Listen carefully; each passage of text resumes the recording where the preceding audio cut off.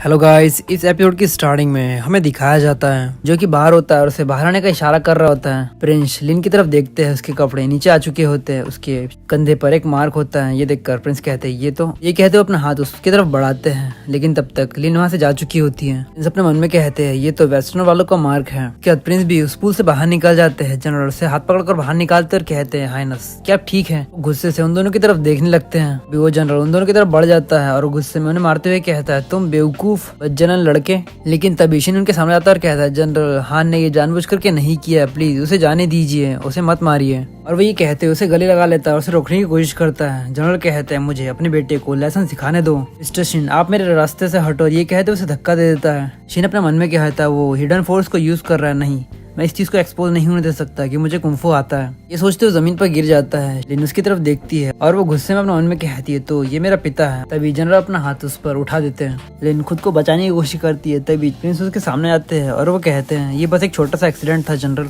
आपको अपने बेटे पर गुस्सा होने की जरूरत नहीं है, बस एक छोटी सी बात है। ये देखकर लिन अपने मन में कहती है क्या वो मेरी मदद करने की कोशिश कर रहा है। इन दोनों को दूर से देख रहा होता है और उसके पास आकर उसका हाथ पकड़कर वहाँ से ले जाने लगता है और कहता है तुम यहाँ पर क्या करिए, जल्दी यहाँ से भाग जाओ वरना तुम्हारी पिटाई हो जाएगी। ये कहकर उसे वहाँ से ले जाने लगता है। प्रिंस उन दोनों की तरफ देखता है लेकिन तब तक वहाँ से निकल चुके होते हैं। शिन कहता है हान क्या तुम ठीक हो।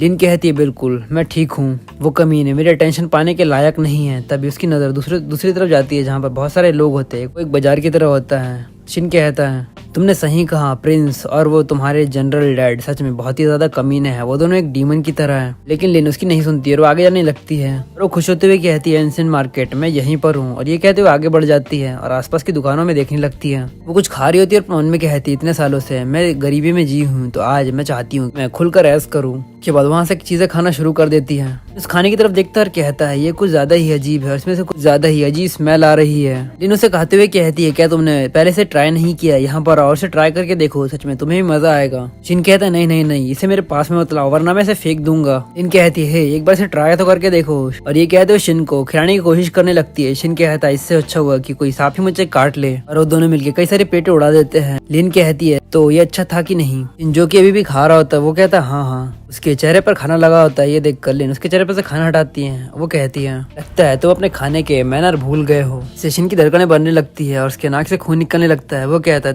तुम ऐसा कैसे कर सकते हो। लिन एक स्टोर के सामने जाती है और कहती है तो यही जगह है जहाँ पर असली पैसा मिलता है। वहाँ पर प्रिंस भी होते हैं जो कि इन दोनों पर नजर रखे होते हैं। वो लिन की तरफ देखते हैं तो लिन उस दुकान के अंदर जा रहा होता है और शिन की तरफ देखते हैं जो कि अभी भी काफी खुश होता है क्योंकि लिन ने उसके चेहरे पर हाथ लगाया होता है। लिन उस स्टोर के अंदर चली जाती है। आसपास के लोग कहते हैं आखिर ये बंदा कौन है, इसमें से इतनी सारी बदबू आ रही है, इसे यहाँ से दूर हटाओ। अभी लिन की नजर एक गोले की तरफ जाती है जो कि काफी चमक रहा होता है। वो ये देखकर कहती है ये सच में बहुत ज्यादा खूबसूरत है। के पीछे प्रिंस भी खड़े होते हैं और उसकी तरफ अपना हाथ बढ़ाते हैं। तो ये एपिसोड यहीं तक। अगर आपको एपिसोड पसंद आया तो प्लीज इस एपिसोड पे लाइक और कमेंट करके जरूर बताइए और चैनल को सब्सक्राइब करना ना भूलिए।